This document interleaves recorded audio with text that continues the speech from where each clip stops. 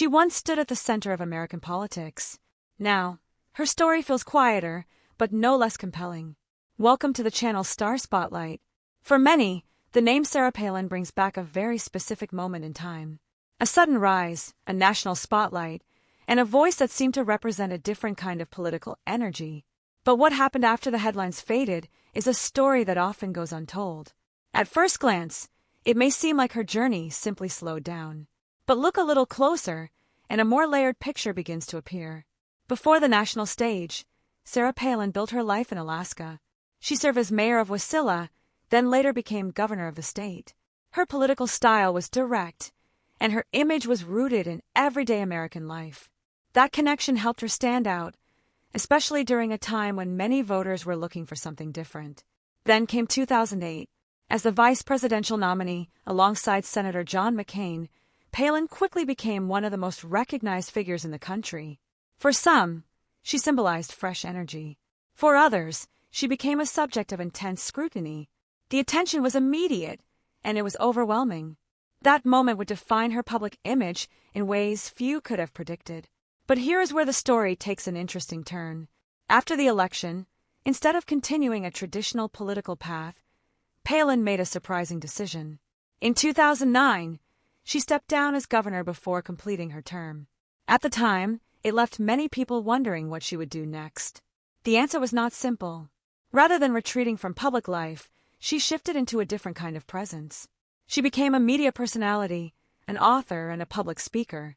Her memoir became a bestseller, and she remained a recognizable voice in political conversations, even without holding office.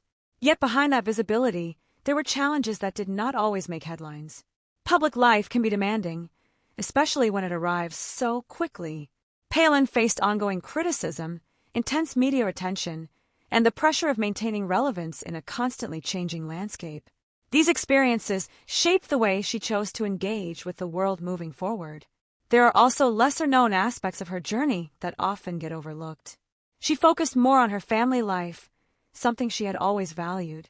She explored opportunities in television, including reality programming, which offered audiences a different view of her personality.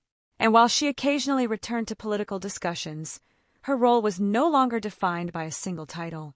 This shift, though less dramatic than her rise, may be the most revealing part of her story, because it speaks to something deeper than politics.